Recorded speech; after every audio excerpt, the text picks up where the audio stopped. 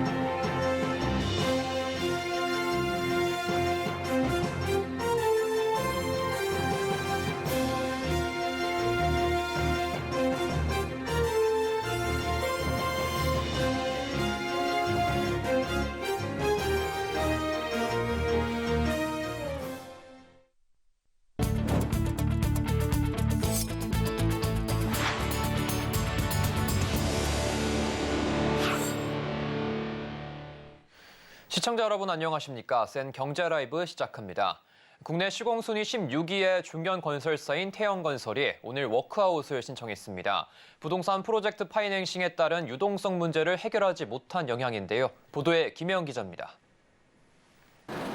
태형건설은 오늘 이사회를 열고 주채권은행인 산업은행에 워크아웃을 신청했습니다. 태형건설은 다각도의 자구 노력을 기울였지만 산업은행으로부터 기업 구조조정 촉진법상 부실징후 기업으로 통보받아 워크아웃을 신청했다며 정상화를 위해 워크아웃 절차를 성실히 이행하겠다고 밝혔습니다.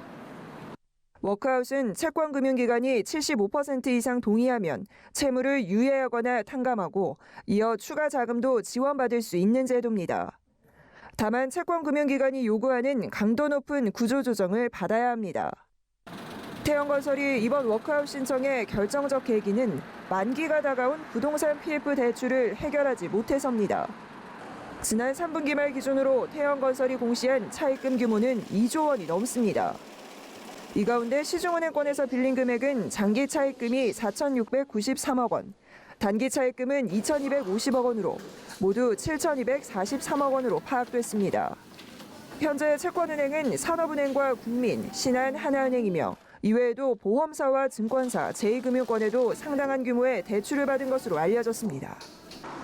태형건설이 워크아웃을 신청하면서 산업은행은 바로 채권은행들에게 채권자 협의회 소집을 통보했습니다.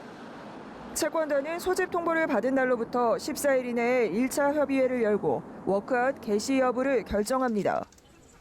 사내는 우선 채권자들에게 1차 협의회 종료까지는 태형건설에 대한 금융채권 행사를 유예해 줄 것을 요구하기로 했습니다. 금융당국도 이번 워크아웃 여파가 업계로 확산되는 걸 우려해 대응에 나서기로 했습니다. 당국은 일단 태형건설에 대해 강도 높은 자구 노력이 필요하다고 강조하면서도 자본 대비 부동산 PF 규모가 큰 기업이어서 업계 전체로 확산될 수 있다고 해석하기엔 무리라고 선을 그었습니다. 태형건설의 경우 자체 사업 비중과 부채 비율이 높고 자기 자본 대비 PF 보증도 과도한 점 등 태형건설 특유의 문제로 인해 어려움이 커진 만큼 건설업 전반의 문제라고 보기 곤란하고 시장도 이를 이미 인지하고 있었다는 점. 당국의 진화에도 내년 건설업과 부동산 시장 침체는 여전할 것으로 예상되는 만큼 부동산 PF 부실이 업계 전체로 확산될 수 있다는 우려가 나옵니다. 서울경제TV 김혜영입니다.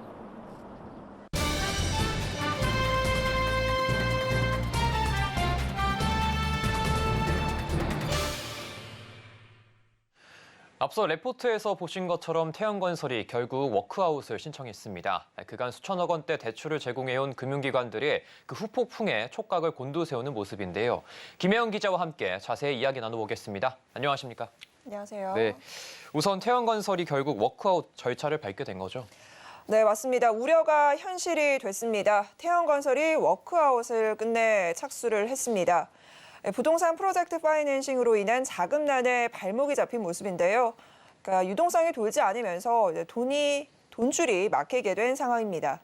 이 PF는 부동산 개발에 있어서 자금 조달 창구 역할을 합니다. 대출을 통해서 상가나 오피스를 분양하고 이후에 원금과 이자를 갚게 되는 건데 한동안 이어진 고금리 여파에 공사 비용이 급등하면서 지금 태형건설이 보증을 선 사업장의 절반 이상이 착공조차 하지 못한 상황입니다. 자, 이 때문에 결국 대출 상환에 애를 먹게 된 거죠. 부동산 시장의 경기 침체가 계속해서 이어지면서 이러지도 저러지도 못하는 상황에 갇혀 있게 된 겁니다. 특히 오늘 서울 성수동 오피스 개발과 관련된 460억 원 규모의 부동산 PF 만기가 돌아왔습니다. 결국 갚지 못했고요. 이달에 들어서만 이 갚아야 되는 부동산 PF 만기 규모가 4천억 원에 달합니다. 자, 11월 기준으로 해서요. 태형건설의 지금 부동산 PF와 관련된 우발 채무를 살펴보면 무려 3조 5천억 원에 달합니다. 지금 이 수준은 자기 자본의 3.7배에 달하는 규모인데요. 이 우발 채무는 사업 시행사가 부도가 나게 되면 보증을 선 건설사가 그 빚을 고스란히 떠안게 되는 겁니다. 그러니까 시행 사업 중에 뭔가 문제가 생기면 결국 건설사들이 빚을 떠안게 되는 그런 구조인데요. 지금 8월 말 기준 건설사의 PF 우발 채무 규모가 무려 22조 원이 넘는 것으로 나타났습니다. 네, PF 위기가 이 태형건설뿐만 아니라 건설업 전반으로 계속 번지고 있는데 네. 이에 더해서 내년 상반기 돌아오는 이 회사채 만기도 좀 부담인 상황인 거죠? 네, 맞습니다. 지금 건설업계가 살얼음판을 걷고 있습니다. 건설업계 내부에서는 진짜 고비는 지금부터다 이런 이야기가 좀 나오고 있는 상황인데요. 업계에서 대형 건설사, 상위권인 태형건설마저 워크아웃 절차에 들어가면서 그러니까 유동성 확보가 조금 잘 되지 않는 그런 중소형 작은 곳들의 연쇄적인 부도 우려도 나오고 있는 상황입니다. 특히 정부가 지난 4월에는 부동산 시장의 경착륙을 우려해서 대주단 협약을 가동하면서 PF를 계속해서 연장을 해줬습니다. 자, 그런데 최근 정부의 기조가 조금 바뀌었어요. 상황이 심각해진 곳은 더 이상 연장하지 않겠다라는 이런 기조로 바뀌면서 만기 연장을 거부당하는 사례가 나타날 수 있다라는 분석마저 나오고 있는데요. 자, 여기에 엎친 데 덮친 격입니다. 내년 상반기 돌아오는 이 건설업계 회사채 만기도 만만치가 않습니다. 내년 상반기 건설업계에 돌아오는 회사채 만기 감당해야 하는 부분이 무려 2조 4천억 원에 달합니다. 지금 부동산 PF로 인해서 어떤 우발 채무에 대한 우려가 쌓여가고 있는데 여기에 더해서 대규모인 회사채 만기가 맞물리면서 건설사의 재무 부담이 커질 수밖에 없는 건데요. 특히 오는 2월 말까지 롯데건설과 SK에코플랜트, 하나와 현대건설 등 주요 건설사들의 만기 회사채 규모가 1조 4,200억 원 수준이라 아마 내년 상반기 연초가 고비가 될 가능성이 큰 상황입니다.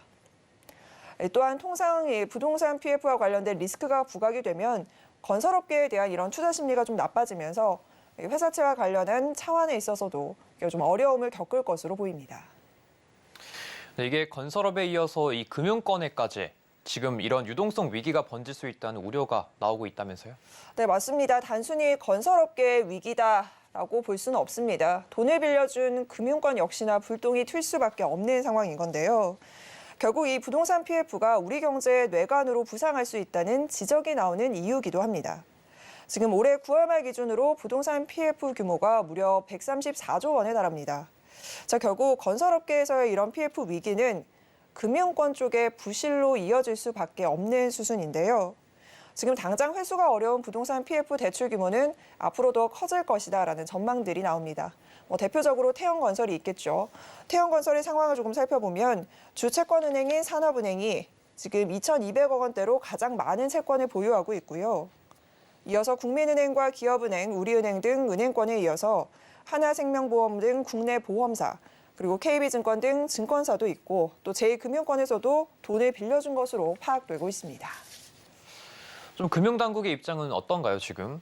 이 대응 방안을 좀 내놓은 상황인가요? 네, 맞습니다. 정부에서도 굉장히 예의주시하고 있습니다. 정부는 일단 금융시장에 미치는 영향은 제한적일 것으로 판단하고 있는데요. 이런 불안감이 확산되지 않는데 총력을 기울이고 있습니다. 자, 그러나 만일의 상황을 대비해서 시장 안정 조치와 관련된 규모나 내용을 조금 더 보완하겠다라는 입장이고요. 지금 태형건설과 관련된 이 부동산 사업장이 한 60개 정도가 됩니다.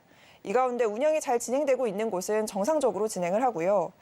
진행이 조금 어려운 장소 같은 경우에는 시공사를 바꾼다거나 아니면 매각 절차를 밟을 수도 있는 상황이라고 언지를 조금 했습니다. 또한 유사시에는 주택도시보증공사가 분양 계약자에 대한 보호 조치를 진행을 합니다. 태형건설이 공사 중인 주택사업장 중 분양이 진행돼 분양 계약자가 있는 사업장은 22곳이고요. 규모는 19,800여 가구에 달하는데요. 자, 이 중에 12,300여 가구 규모의 14개 사업장은 주택도시보증공사의 분양 보증에 지금 가입이 돼 있습니다. 또한 사업 진행이 곤란한 경우에는 계약자에게 기존에 납부한 분양 대금을 환급할 수도 있도록 한다라는 방침입니다. 네, 지금까지 김혜영 기자와 이야기 나눠봤습니다. 오늘 말씀 고맙습니다.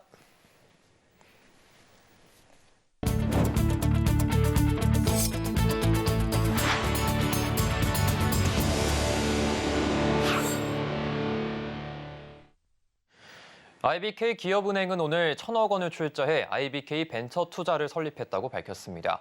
IBK 벤처투자는 국책은행이 벤처캐피탈 자회사를 설립한 첫 사례이며 김성태 기업은행장이 올해 1월 취임 당시 목표로 세웠던 기업입니다. 앞으로 모험자본 시장의 마중물 역할을 하며 창업 초기 기업을 집중 지원할 예정입니다. 초대 대표에는 조효성 전 SKS 프라이빗 에쿼티 전략투자사업부문 대표가 맡았습니다. 조 대표는 미래에셋증권 우리자산운용, 키움투자자산운용 본부장을 거쳐 SK증권 상무를 지냈고 M&A와 기업구조 조정 전문가로 꼽힙니다. 기업은행은 내년 상반기 중 신기술 사업 금융업자 라이선스를 취득하고 동시에 1,000억 원 규모의 벤처펀드 조성과 투자를 추진할 계획이며 국내 기술 기업의 성장 경로를 빈틈없이 지원할 방침이라고 밝혔습니다. 삼성전자가 내년 1월 9일부터 12월까지 미국 라스베이거스에서 열리는 세계 최대 가전 전시회 CES 2024의 시랩 전시관을 마련해 역대 최다 15개 과제와 스타트업들을 선보입니다. 외부 스타트업 대상 프로그램인 시랩 아웃사이드로 육성한 스타트업 10개와 사내 벤처에서 분사 창업한 스타트업 3개, 그리고 임직원 대상 사내 벤처 프로그램인 시랩 인사이드 과제 2개 등이 참여합니다. 시랩 스타트업들은 이번 CES를 통해 글로벌 시장 반응을 점검하고 판로 객척, 신규 투자 유치와 사업 협력, 기회 창출 등 기대할 수 있습니다. 삼성전자는 시랩 스타트업들이 글로벌 무대로 진출하고 유니콘 기업으로 성장할 수 있도록 적극 지원하겠다는 방침입니다. 이번 시랩관에 전시하는 수의사 원격 상담 서비스 스타트업인 닥터테일은 삼성전자와 협업해 2024년부터 미국에 출시되는 삼성 스마트 TV에 닥터테일 서비스를 탑재하는 성과를 만들어냈습니다. 미국 소비자기술협회가 발표한 CES 2024 혁신상에서 시랩 스타트업들은 1개의 최고 혁신상과 22개의 혁신상을 수상하며 글로벌 무대에서 기술력과 혁신성을 입증받고 있습니다. 전 세계적으로 전동화 바람이 불면서 전기차용 윤활유 시장의 경쟁이 치열한 모습입니다. HD 현대오일뱅크가 전기차용 윤활유 브랜드를 론칭하고 이 시장에 도전장을 냈습니다. 김효진 기자입니다. 전기차의 전기 모터와 기어의 열을 신속히 식히고 차량 내부에 불필요하게 흐르는 전기를 차단하는 전기차용 윤활유. HD 현대오일뱅크가 전기차용 윤활유 시장 진출을 선언했습니다. 전기차용 윤활유 브랜드 현대 엑스티어 EVF를 론칭하고 다양한 종류의 전기차 차종 규격에 맞춰 제품 2가지를 출시했습니다. 국내외 모든 전기차에 사용할 수 있는 탑티어 라인과 테슬라 등 일부 전기차에 사용할 수 있는 미드티어 라인입니다. 현대 엑스티어 EVF의 전기차용 윤활유는 친환경 기유 기술이 적용돼 탄소 저감 효과를 내며 전기차 전용 첨가제가 들어가 산화 방지성을 높인 게 특징입니다. 전기차용 윤활유는 일반 내연기관차 윤활유와 달리 차량 제조 단계에서 주입되거든요. 그래서 국내외 완성차 업체에 공급할 계획입니다. 현대 엑스티어 EVF 전기차용 윤활유는 기존 HD 현대오일뱅크의 내연기관차용 윤활유를 제조하고 있는 충남 서산의 대산 공장에서 생산될 예정입니다. HD 현대 오일뱅크는 치열한 기술 개발로 유럽 등 해외 시장 공략에도 나섭니다. 전기차용 윤활유 제품군을 확대해 최근 주목받고 있는 전기차용 윤활유 시장 수출에 적극 나선다는 계획입니다. 서울경제TV 김유진입니다. 현대모비스가 올해 안전 편의부품 부문 총 10개 신기술이 상을 받거나 혁신기술로 선정됐다고 밝혔습니다. 설계와 평가, 양산에 이르는 1년의 과정에 대규모 연구개발과 투자를 아끼지 않은 결과로 풀이됩니다. 현대모비스는 올해 초 뉴모비스 비전을 발표하며 하드웨어와 소프트웨어가 통합된 모빌리티 플랫폼 프로바이더로의 전환을 추진하고 있습니다. 핵심 부품에서 확보한 독자적인 노하우와 경쟁력을 대형 플랫폼 형태로 발전시켜 글로벌 경쟁력을 키워가는 방식입니다. 현대모비스는 지난해 부품업계 최고 권위로 손꼽히는 북미 오토모티브 뉴스가 선정하는 페이스 어워드를 처음 수상했습니다. 올해는 파노라마 선루프 에어백과 인휠 시스템 총 2개 제품이 최종 후보에 올라 내년 초 입상을 기대하고 있습니다. 여기에 멀티챔버 에어 서스펜션 시스템은 한국공학한림원 우수산업기술에 선정됐습니다. 현대모비스는 이러한 핵심 부품 경쟁력을 바탕으로 미래 모빌리티에 특화된 신기술을 속속 선보이고 있습니다. 하드웨어 경쟁력에 더해 SDV에 최적화된 모빌리티에 이 같은 신기술 도입은 더욱 늘어날 전망입니다. LG전자가 더 강력한 AI 기반 프로세서를 적용한 2024년형 QNED TV를 선보입니다. 알파8 프로세서가 적용된 QNED TV는 1.3배 더 강력한 AI 성능을 통해 초대형 TV에 걸맞은 화질과 음질을 구현합니다. 화면 내 글씨나 얼굴, 질감 등을 나타내는 그래픽 성능은 2.3배, 앱 로딩 속도 등을 책임지는 프로세싱 속도는 1.6배 개선됐습니다. 보다 강화된 인공지능 화질 기술은 시청 중인 영상의 장르와 화면 속 배경까지도 스스로 구분해 또렷하게 보여줘 더욱 입체감 있는 화면을 제공합니다. 여기에 개인 맞춤형 화질 설정 기능으로 고객이 선호하는 그림을 몇 개 선택하는 것만으로도 딥러닝으로 세팅된 화질 중 자신에게 최적화된 맞춤 화질을 제공합니다. 인공지능 음질 프로 기술은 이 채널 음원을 가상의 912 채널로 변환해 더 풍성한 음향을 제공해줍니다. 슬림한 디자인도 눈길을 끕니다. QNED 85와 QNED 80 모델의 두께는 29mm로 거실 인테리어와 조화는 물론 벽걸이를 설치할 수 있도록 공간 효율성까지 고려했다고 LG전자는 설명했습니다. 경남 창원시가 노후된 국가산단의 디지털 전환을 통해 성장 동력을 마련하겠다는 전략을 밝혔습니다. 차세대 첨단 복합빔 조사시설과 디지털 전환 지원센터 등을 구축해 산업을 고도화한다는 게 주 내용입니다. 보도에 이은상 기자입니다. 경남 창원시가 직면한 핵심 과제는 노후된 산단의 디지털 전환. 창원 국가산단은 1970년대에 지어진 만큼 4차 산업혁명에 부합한 스마트 팩토리 구축 등 혁신적인 변화가 요구되고 있습니다.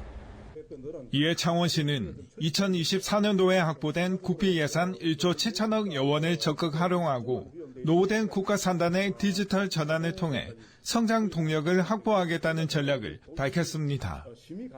이 가운데 핵심 사업은 차세대 첨단 복합빔 조사시설 구축.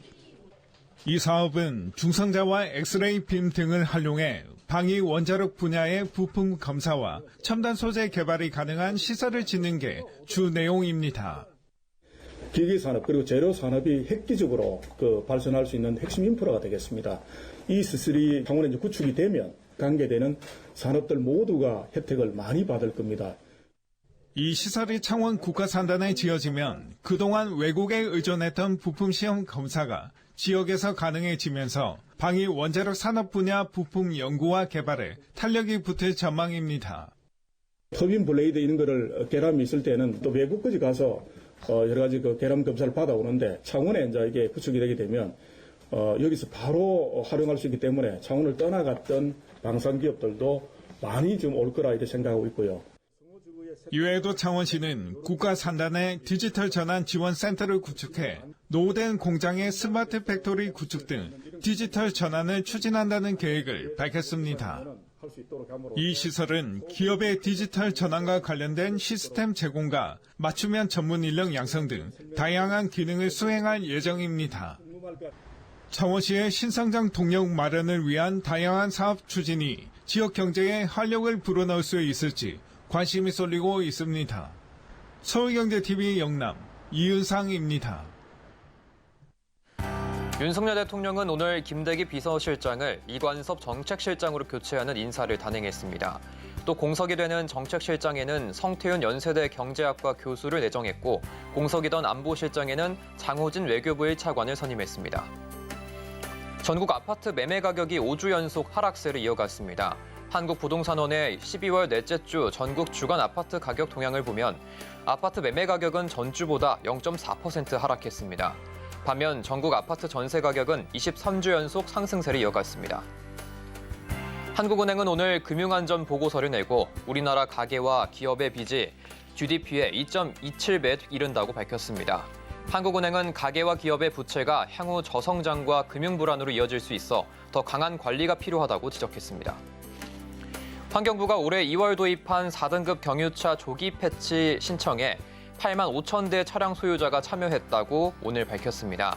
환경부는 내년에도 4등급 경유차 10만 5천 대를 조기 폐차할 수 있도록 지원하기로 했습니다.